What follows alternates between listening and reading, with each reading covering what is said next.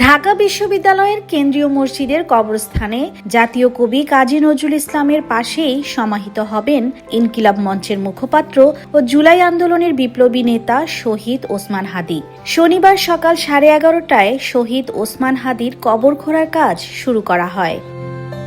কবর খোঁড়া নিয়ে ঢাকা বিশ্ববিদ্যালয়ের প্রক্টর ডক্টর সাইফুদ্দিন আহমেদ বলেন, কাজী নজরুল ইসলামের কবরের পাশে আলাদা স্লট রয়েছে, সেখানে তাকে সমাহিত করা হবে।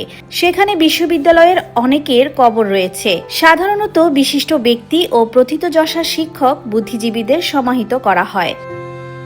এর আগে শুক্রবার রাতে ঢাকা বিশ্ববিদ্যালয় সিন্ডিকেটের জরুরি অনলাইন বৈঠকে জুলাই বিপ্লবী ওসমান হাদীর মরদেহ কাজী নজরুলের কবরের পাশেই সমাহিত করার সিদ্ধান্ত গৃহীত হয় বলে জানিয়েছেন বিশ্ববিদ্যালয়ের প্রক্টর ডক্টর সাইফুদ্দিন আহমেদ। তিনি বলেন, ওসমান হাদীর পরিবার, ডাকসু এবং ক্যাবিনেট সদস্যদের অনুরোধের পরিপ্রেক্ষিতে জরুরি সিন্ডিকেট সভা ডাকা হয়।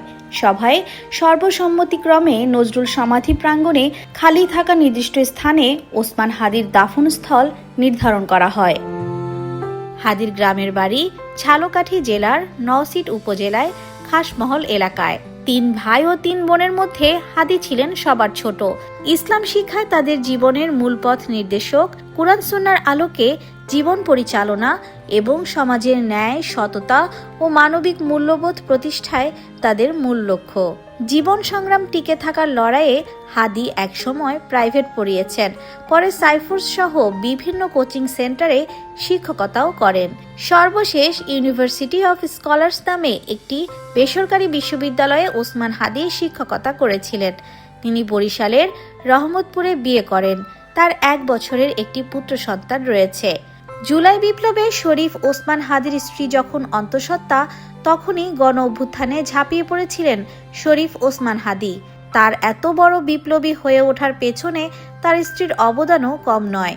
মৃত্যুর সাথে পাঞ্জা লড়া ওসমান হাদীর স্ত্রীকে কেউ কোথাও না দেখে অনেকেই প্রশ্ন তুলেছিলেন, কেন তার স্ত্রী ক্যামেরার সামনে আসছেন না। খোঁজ নিয়ে জানা গিয়েছে, ওসমান হাদীর স্ত্রী এতটাই পর্দাশীল নারী যে তিনি কোনো অবস্থাতেই পর্দা ভাঙতে রাজি নন। অনেকেই আবার ভেবেছেন হাদীর স্ত্রী হয়তো এমন পরিস্থিতিতে প্রচণ্ডভাবে ভেঙে পড়েছেন।